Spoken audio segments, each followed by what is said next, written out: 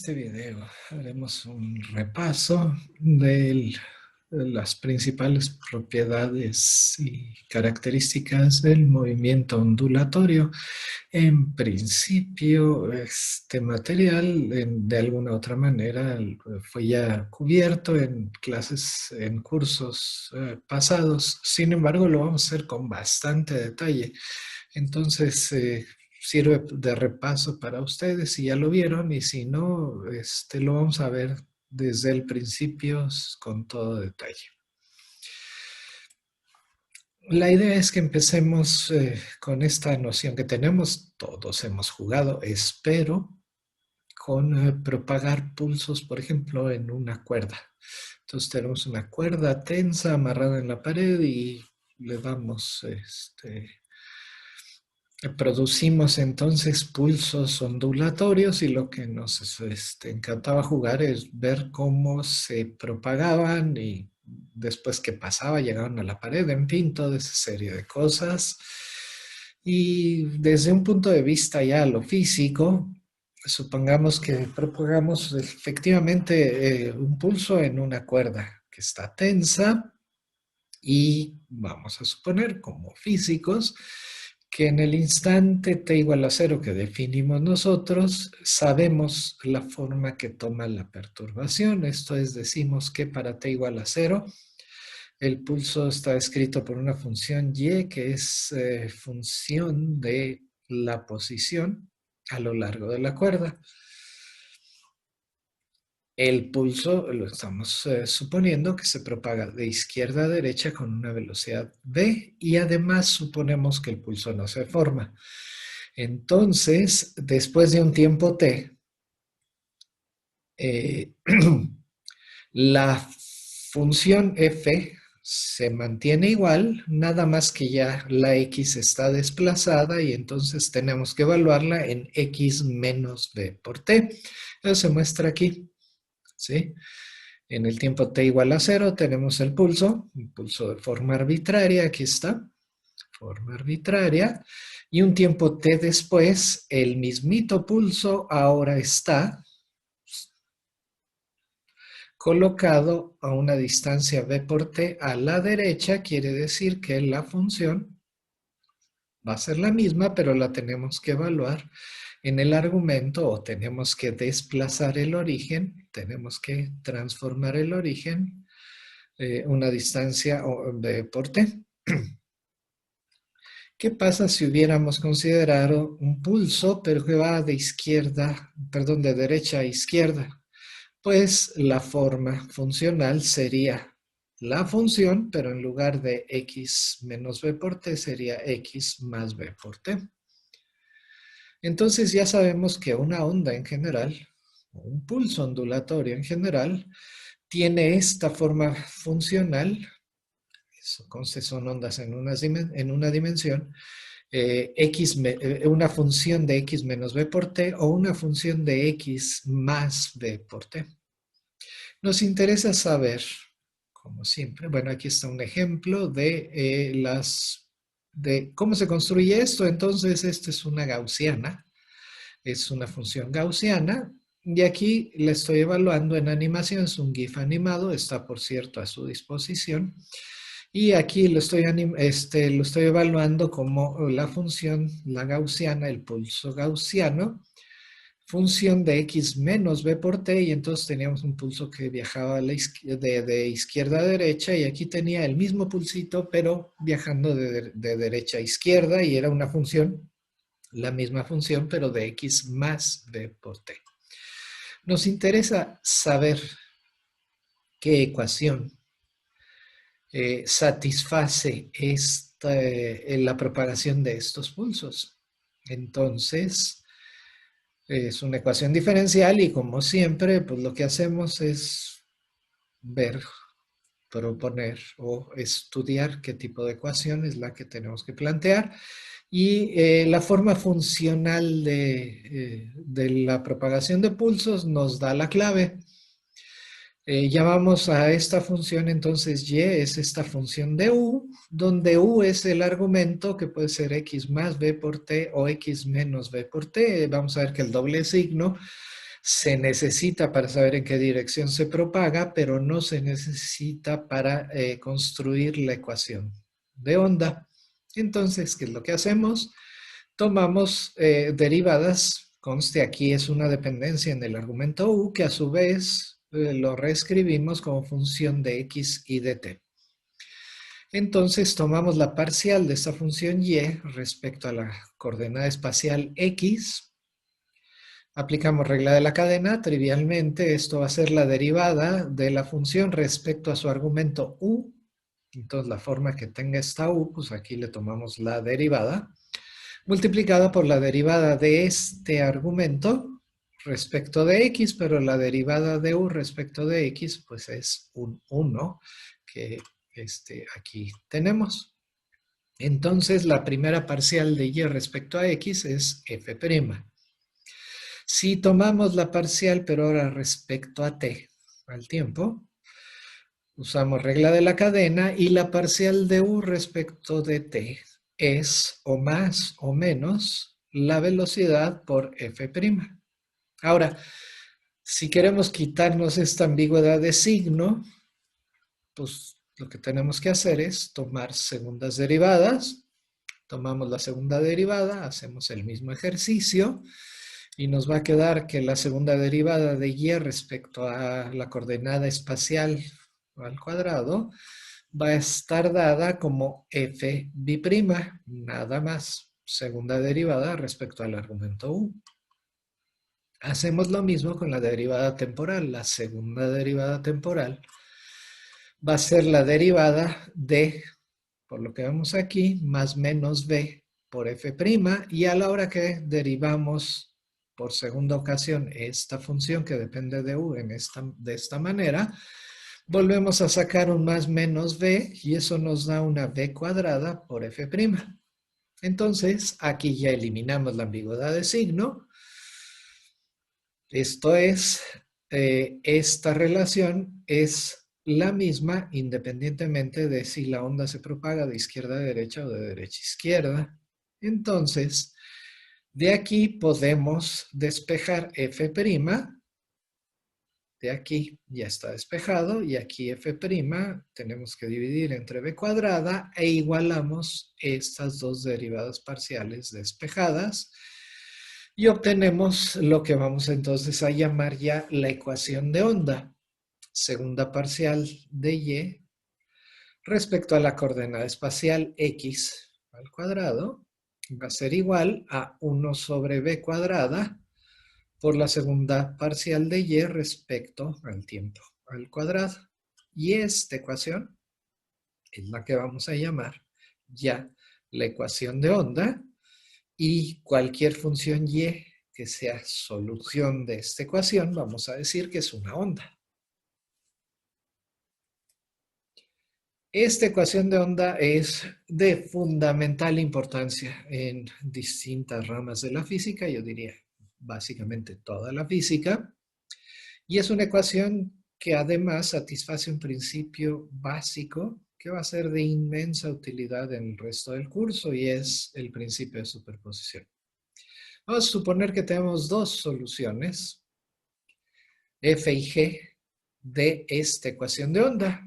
Pues entonces sabemos, como es una ecuación lineal en derivadas parciales, también cualquier superposición lineal de estas funciones es solución de la ecuación de onda. Aquí alfa y beta son dos números. Entonces cualquier combinación lineal de f y g también es solución. Vamos a hacer la demostración, es rapidísima. Lo que tenemos que hacer es tomar la segunda derivada parcial de esta combinación lineal respecto a x cuadrada, x dos veces, y este operador diferencial distribuye. Cada una de estas derivadas parciales satisface la ecuación de onda, entonces las podemos sustituir por 1 entre b cuadrada por la derivada, pero ahora temporal, la segunda derivada temporal, cada uno de ellos, y nuevamente podemos agrupar el operador diferencial o el operador segunda parcial, Y demostramos entonces que la combinación lineal satisface la ecuación de onda.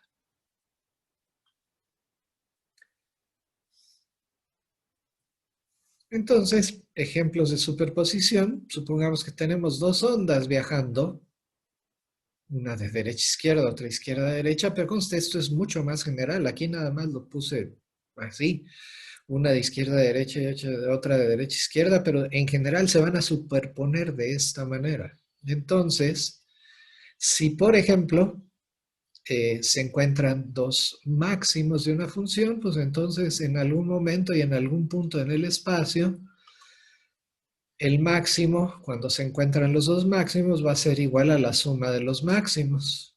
Pero si resulta que uno de los pulsos tiene una parte negativa y el otro una parte positiva, cuando se encuentran va a haber una cancelación, al menos parcial, de la amplitud. Decimos que la amplitud es el desplazamiento desde el cero del pulso.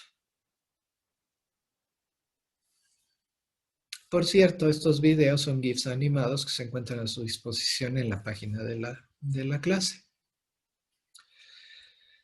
Bueno, vamos a seguir con esto de ondas en una cuerda. A final de cuentas, estamos muy familiarizados con ellas. Espero que, insisto, hayamos jugado con estas ondas. Y entonces, un detalle importante es que para que pueda propagar estas ondas en una cuerda, necesito aplicar una tensión a la cuerda. Esto es, si dejo la cuerda suelta sin ninguna tensión, no voy a poder propagar ondas. Necesito al menos amarrarla a la pared o que alguien la agarre de este lado y yo la jalo de este lado y después le doy un jalón hacia arriba y hacia abajo y el pulso se va a ir propagando, vamos a decir, en esta dirección.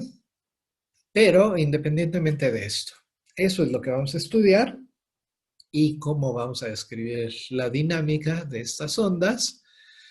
Bueno, suponemos que la cuerda es homogénea, es igualita en todos lados y que tiene una densidad de masa ρ.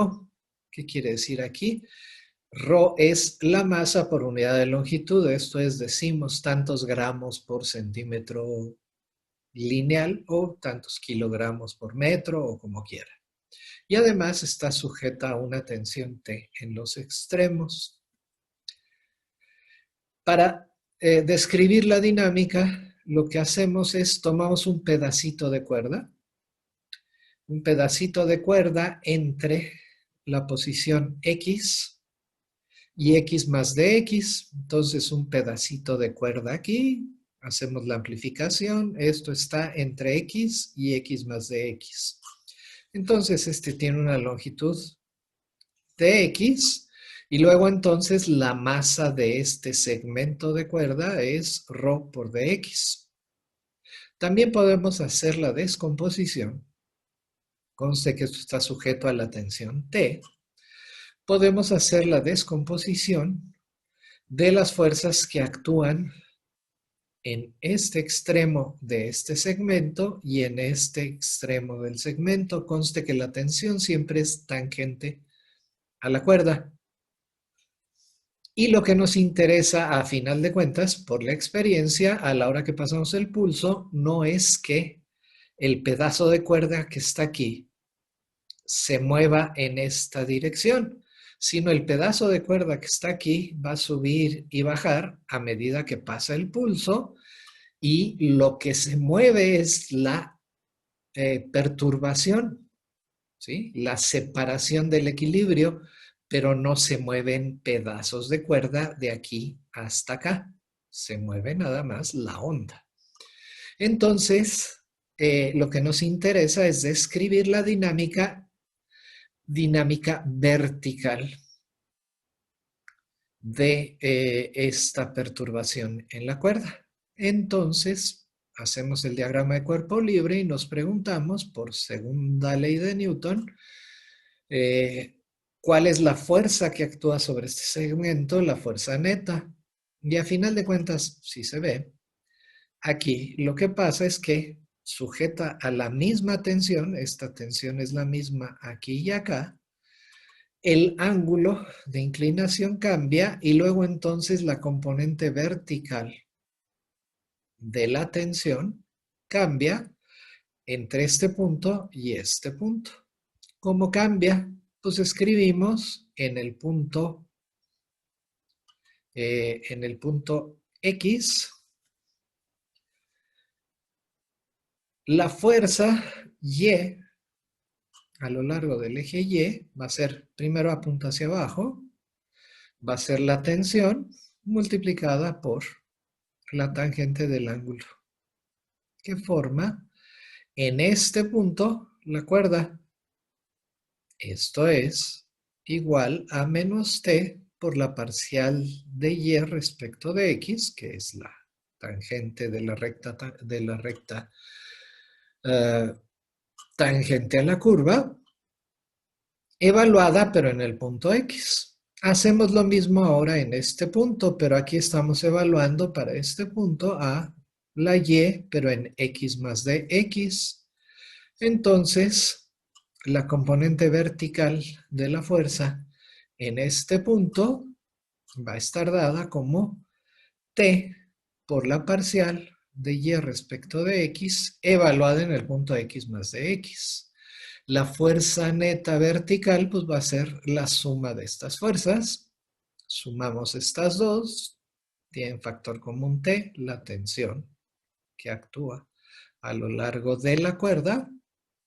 Tomamos la diferencia en parciales, una evaluada en x más de x y otra evaluada en x, y esto lo podemos escribir como la segunda derivada parcial respecto a x dos veces multiplicada por dx, por la longitud del segmento. Aplicamos segunda ley de Newton. La masa de la cuerda es rho de x, y la segunda ley de Newton para este segmento nos dice que la suma de fuerzas, que es esto, va a ser igual a la masa rho de x por la aceleración. ¿Y la aceleración cuál que va a ser? Pues va a ser la segunda parcial de y respecto al tiempo al cuadrado. Y entonces igualamos fuerzas, suma de fuerzas, es igual a masa por aceleración. Cancelamos la de x, que es factor común en los dos lados, y pasamos la t dividiendo, y me queda la expresión muy simple, que es la ecuación de onda, donde la velocidad de propagación, que aparece aquí en el denominador, va a ser al cuadrado, va a ser igual a t sobre ρ. Luego entonces la velocidad de propagación de ondas en una cuerda tensa va a ser igual a la raíz cuadrada de la tensión entre la densidad de masa. Esto es la masa por unidad de longitud. ¿Ok?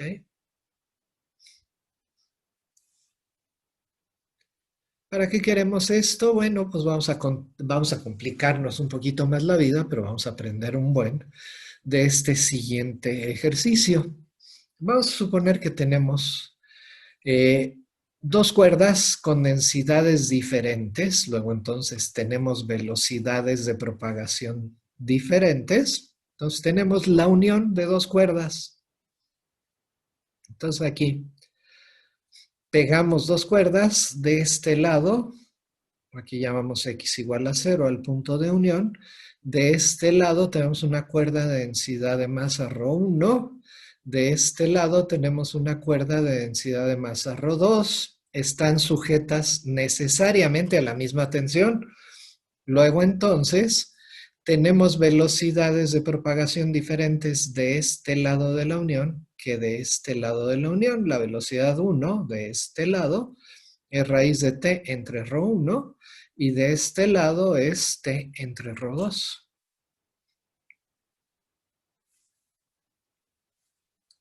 Buscamos la solución para la propagación de pulsos en esta unión.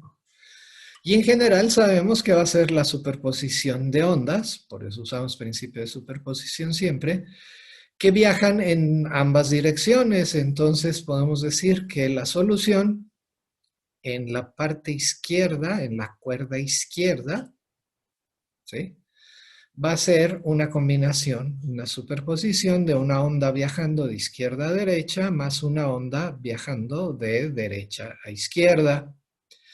Y en la parte derecha, en la cuerda derecha, en el elemento derecho de esta cuerda, va a ser también una superposición de ondas viajando de izquierda a derecha y de derecha a izquierda.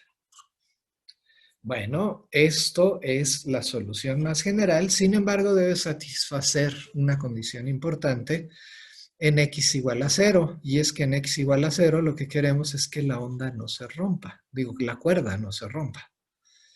Entonces, para que la cuerda no se rompa necesitamos satisfacer dos condiciones: que la función evaluada por la izquierda o por la derecha en x igual a 0 sea la misma.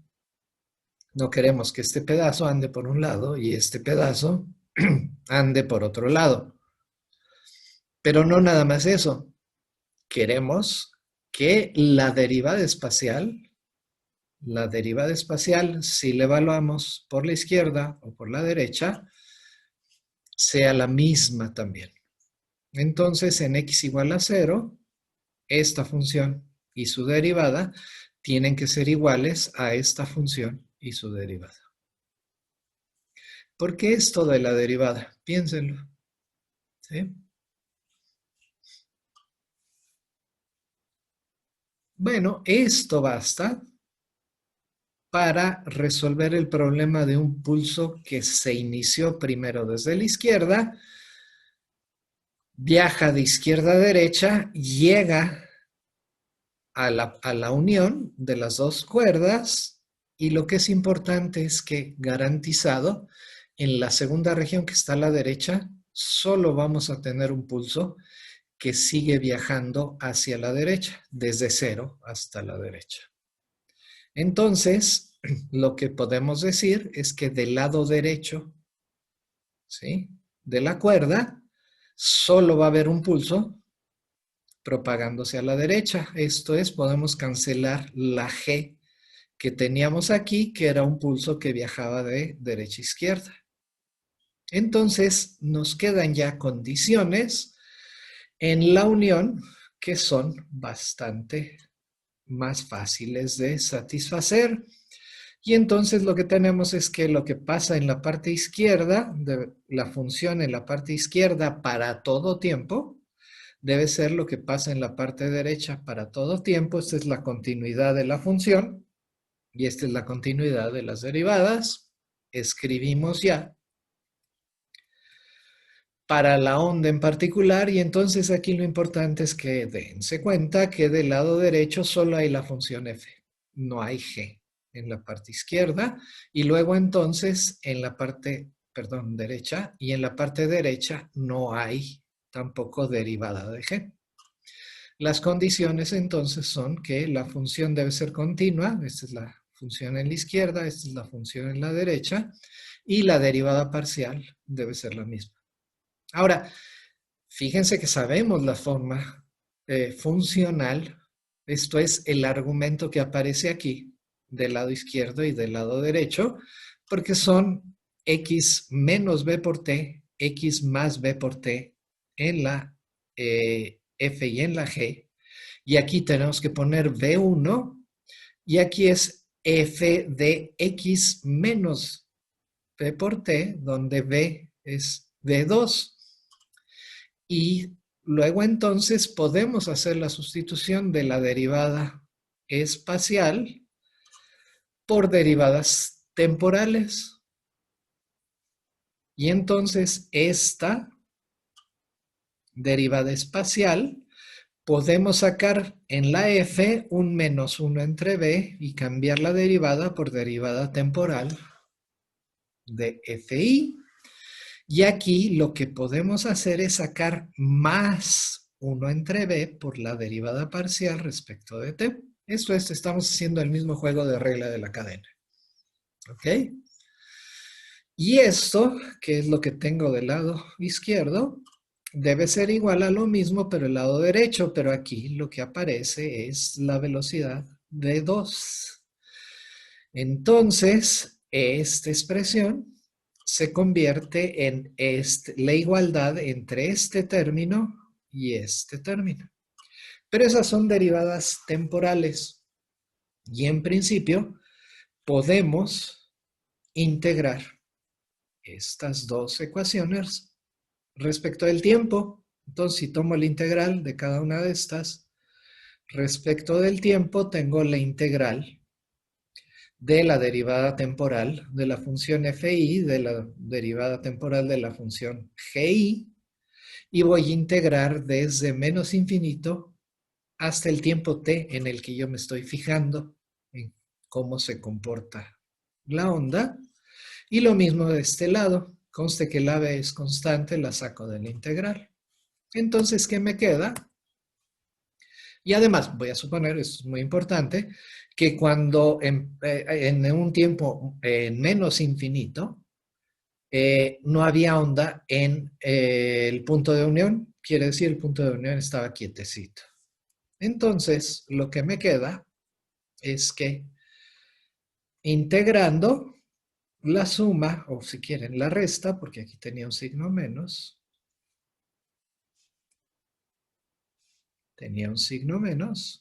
¿sí? Y aquí tengo otro signo menos. Entonces, estos dos quedan con más y este queda con menos. Aquí tenía un 1 sobre B1, aquí tenía un 1 sobre B1, los paso el B1 del otro lado, multiplicando, y aquí tenía un 1 sobre B2. Y entonces tengo esta segunda ecuación que deben de satisfacer las funciones fi, gi y fd. Entonces puedo resolver estas dos ecuaciones que tienen dos incógnitas, gi y fd, en términos del pulso incidente fi. Y cuando hacen la talacha, que es bien fácil, hay que resolver esta ecuación y esta de aquí. Cuando hacen la talacha, bien fácil, sumen, se cancelan las g's y obtienen fd en función de fi. Resten esta y esta, queda 2gi, etcétera, y obtienen entonces gi en función de fi. Y obtienen entonces este resultado muy, muy simple. Que el pulso que se propaga del lado izquierdo, de derecha a izquierda, está dado en términos de las velocidades de propagación de esta manera en función del pulso incidente. Esto es en x igual a 0. Y el pulso que se propaga de izquierda a derecha a partir de la unión y a la derecha va a estar dado por este cociente de velocidades por el pulso incidente. Esto les debe de sonar ya conocido. Si tengo velocidades de propagación diferentes de un lado y del otro del punto de unión, tengo índices de refracción diferentes. Y si tengo índices de refracción diferentes, cuando llega la onda al punto de unión, voy a tener una onda reflejada y una onda transmitida. ¿Les gusta llamarla refractada? Entonces, esto de propagación de ondas en una cuerda, en la discontinuidad de una cuerda, me sirve para describir la reflexión y la refracción de ondas que están relacionadas con el índice de refracción, con cocientes de velocidades, de propagación de la onda en un medio y en el otro, B1 y B2. Importante, esto me dice cuál es la amplitud de la onda que se refleja y cuál es la amplitud de la onda que se transmite. Ok, bueno. Por ejemplo, aplicando esto a nuestros pulsos gaussianitos, ¿sí? Aquí lo que tengo es un medio, la cuerda cambia de densidad antes y después de x igual a 0. Entonces el pulso se va propagando, llega aquí en todo momento, en este punto, la onda ¿sí? Es continua y su derivada es continua. Así se construyó. Sí, fíjense, es por cierto un GIF animado que ustedes también tienen a su disposición. Y otro de los detalles importantes, cuando N1 es menor que N2, quiere decir la velocidad de propagación aquí es mayor que la velocidad de propagación acá. Cuando N1 es menor que N2, para satisfacer todo esto y de acuerdo a las ecuaciones que vimos antes, cuando V2 es menor que V1, el pulso reflejado cambia de signo respecto al pulso incidente. Y entonces lo que tenemos es que el pulso reflejado se refleja hacia abajo. El pulso transmitido sigue igual. También podemos hacer el análisis del caso en el caso en el que el índice de refracción N1 sea mayor que N2. Aquí está. N1 mayor que N2 quiere decir la velocidad de propagación aquí es menor que la velocidad de propagación acá. Es un medio más denso que este. Y aquí se está aplicando las mismas continuidades en la función y su derivada todo el tiempo. Y aquí lo que se observa es que hay un pulso reflejado, pero ese pulso reflejado no cambia el signo, está en la misma dirección que el pulso inicial. En principio, en las animaciones tienen una más en la que, más bien se parece al caso anterior, una más en la que la velocidad de propagación de este lado, ¿sí?, es 0, quiere decir N2 es infinito. Y en ese caso, pues no tengo pulso transmitido, vean esa animación, sino lo único que voy a hacer es que llegue el pulso a esta pared y se refleja, pero se refleja hacia abajo. Entonces, ustedes lo han visto, si ustedes están propagando pulsos en una onda tensa, en una que está pegada a una pared rígida, que no se puede mover, el pulso de regreso se regresa idéntico al pulso incidente, pero se regresa hacia abajo. ¿Ok? Bueno, para esto vamos a hacer algunas conclusiones de este análisis. Fue una muy general que es importantísima para esta clase, es que cuando llega un pulso a la discontinuidad, en la velocidad de propagación se produce un pulso reflejado y un pulso transmitido. Entonces hay reflexión y hay refracción. Un detalle importante para construir estas figuras es que los anchos del pulso cambian. Entonces el ancho cambia con las velocidades de esta manera. Entonces el ancho del lado 2, del lado derecho, dividido entre el ancho del lado izquierdo, debe ser igual al cociente de velocidades de propagación, ¿sí? Para que otra vez la cuerda en este pulso no se rompa. Si usamos las condiciones en la frontera, en el punto de separación, podemos obtener las amplitudes, y esto es algo muy importante porque la ley de Snell nada más nos dice relaciones geométricas. Con esto vemos que si sabemos los índices de refracción, y lo vamos a ver más adelante, en principio también podemos obtener las amplitudes reflejada y transmitida o refractada en términos de la amplitud incidente. Y por último, cuando la velocidad de propagación después de la discontinuidad es menor, se invierte la amplitud, quiere decir, cambia de ser positiva a negativa o al revés, del pulso reflejado. Bueno, otra cosa que también conocemos es esto de pulsos. También lo podemos generalizar y podemos buscar solucionar la ecuación de onda, resolver la ecuación de onda. De manera separable, esto es, proponemos que la función y, que depende de x y t, sea el producto de una función que depende solo de x y una función que depende solo de t. Lo que hacemos es sustituir esta expresión en la ecuación. Cuando hacemos eso, las derivadas parciales respecto a la posición y al tiempo se convierten en derivadas totales de la función x respecto a x y de la función t respecto a t.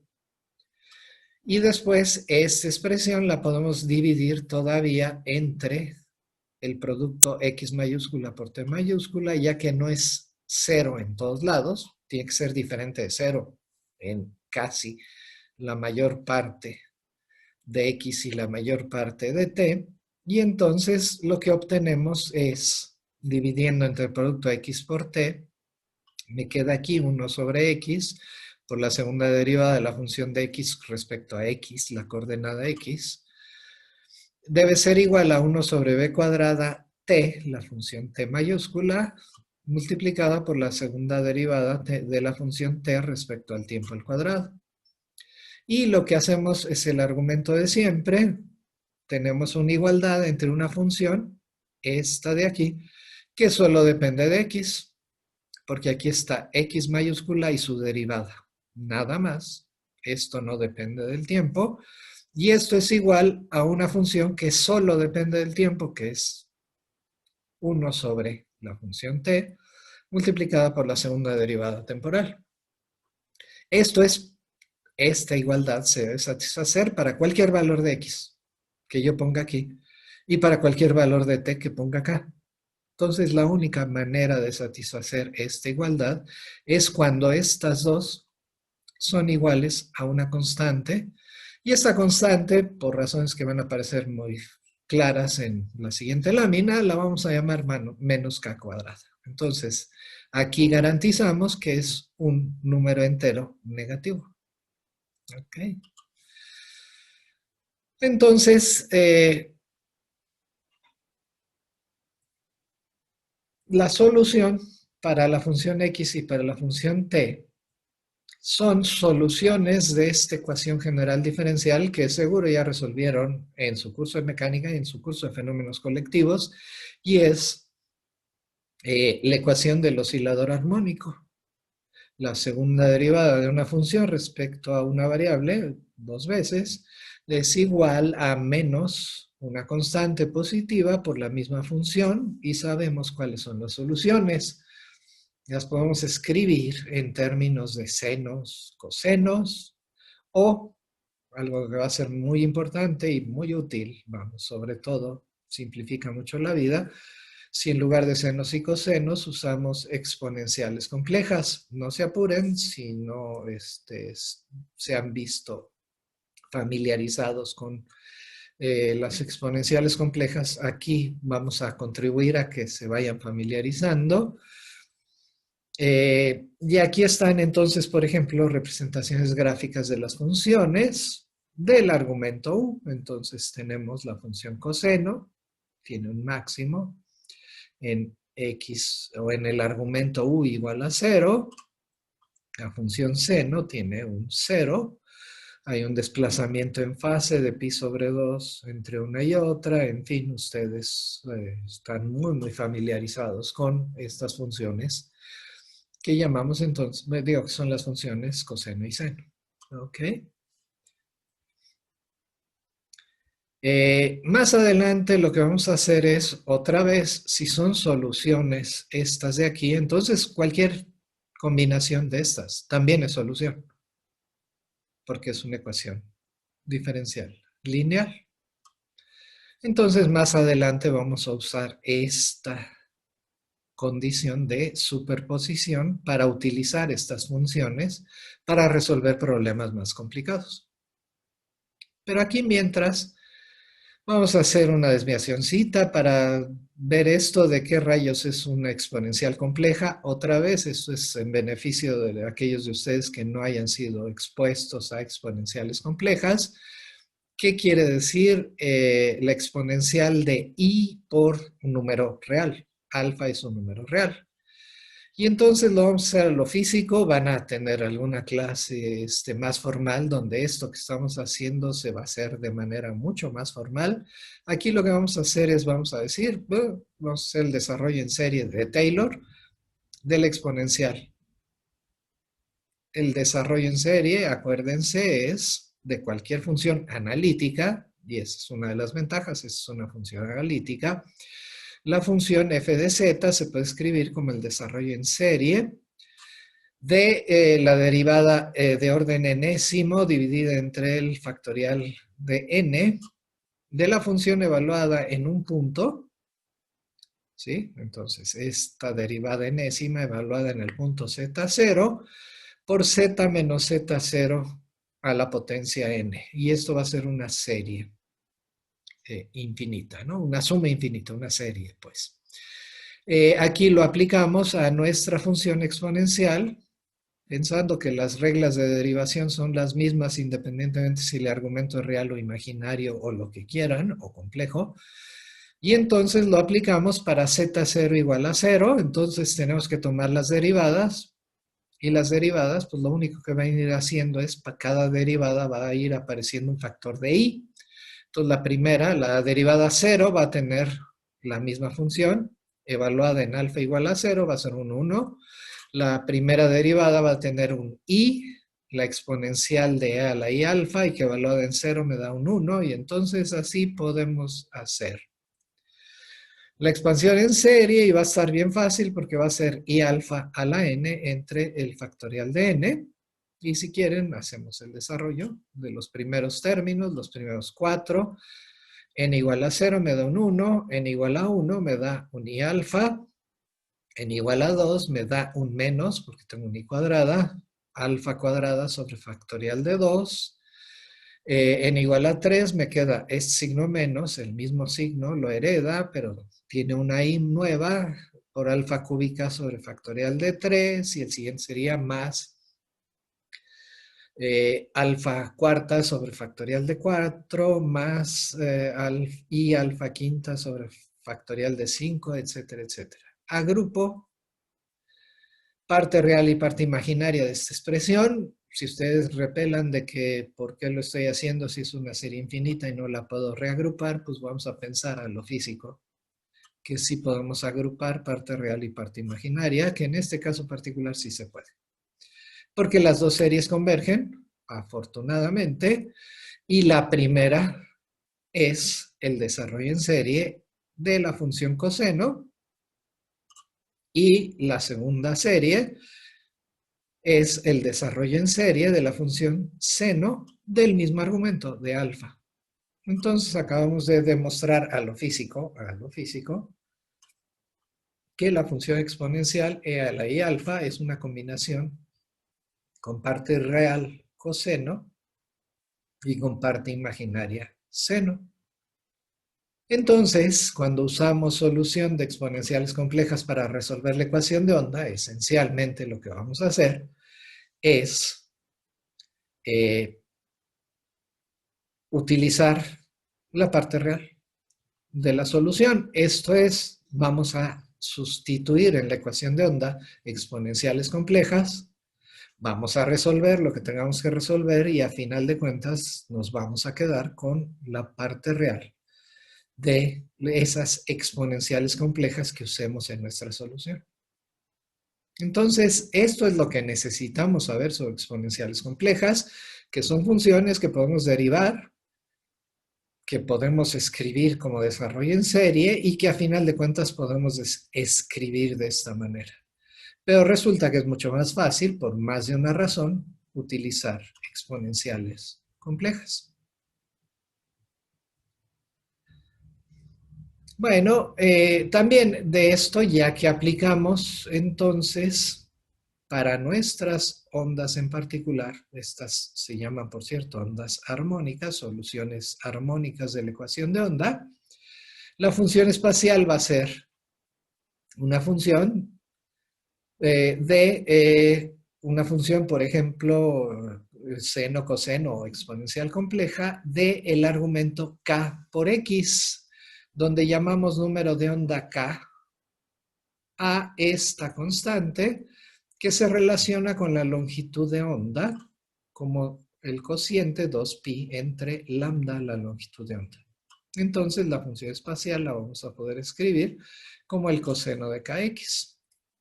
La función temporal va a ser una función seno coseno de o exponencial compleja de omega t, donde esta omega t está relacionada con el periodo espacial, del periodo temporal, perdón, o la frecuencia del movimiento de esta manera, ¿sí? La frecuencia va a ser el inverso del periodo temporal y la frecuencia angular va a ser igual a 2pi por la frecuencia angular nu, que es a final de cuentas el número de oscilaciones en un segundo. Entonces aquí las relaciones son muy importantes de periodos espacial, que está dado por lambda, la longitud de onda, y periodo temporal, que es el periodo, el que llamamos periodo t.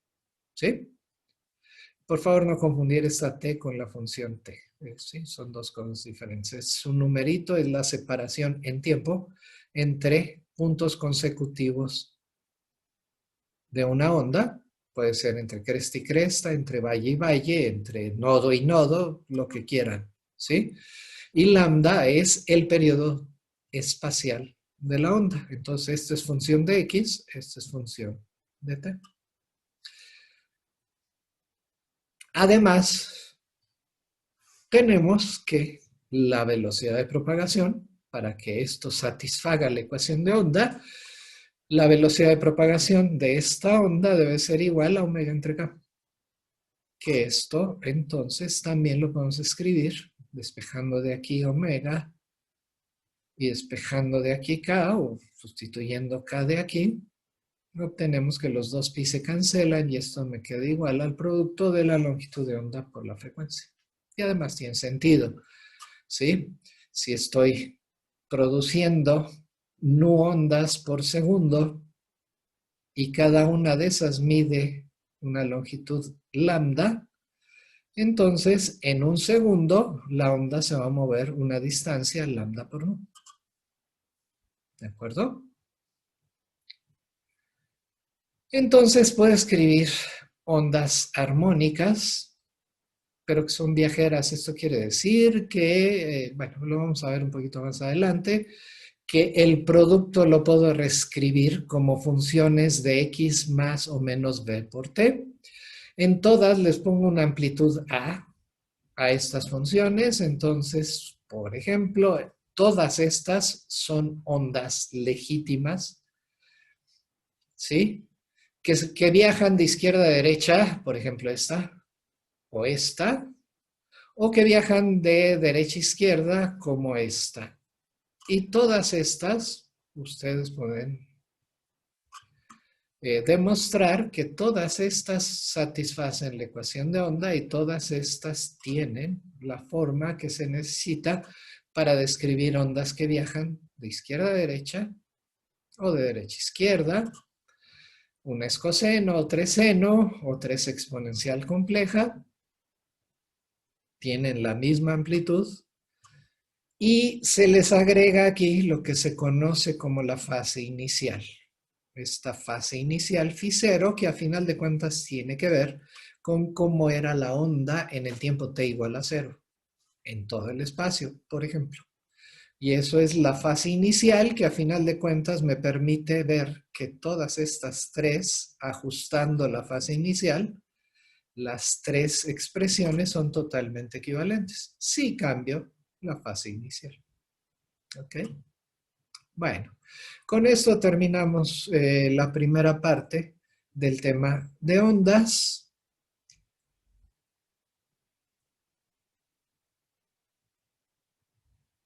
Falta un detalle y es,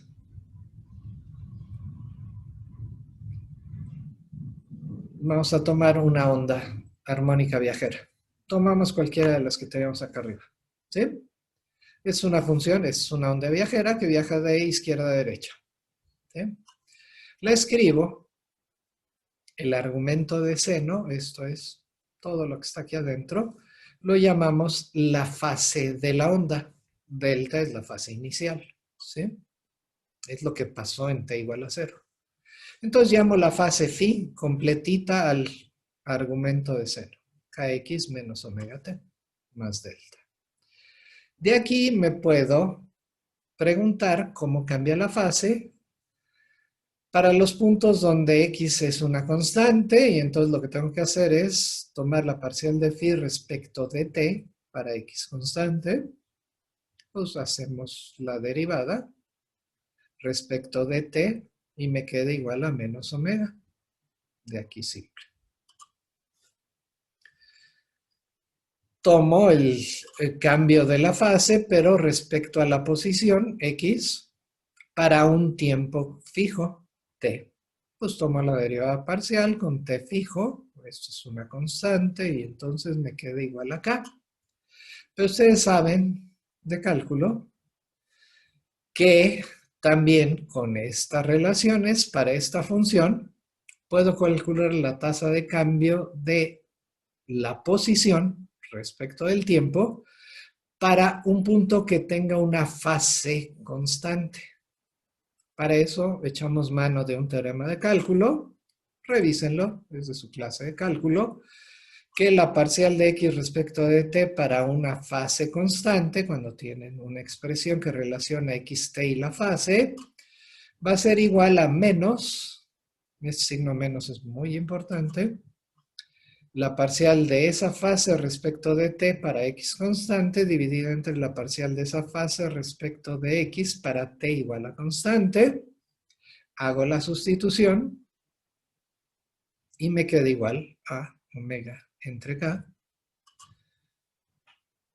Y esto, que es la tasa de cambio de la posición respecto del tiempo para puntos con fase igual a constante, pues no me queda otra más que llamar a esto la velocidad con la que avanzan los puntos de la onda que tienen la misma fase. Luego entonces esta v, que está dada por omega entre k, es a lo que se conoce como la velocidad de fase de la onda. Y ahora sí, entonces terminamos la primera parte de esta presentación sobre ondas. En principio les digo, esto podía pensarse que fue un repaso de material que ustedes ya vieron en una clase en algún semestre anterior. Si no lo hicieron, ya lo hicimos y con bastante detalle.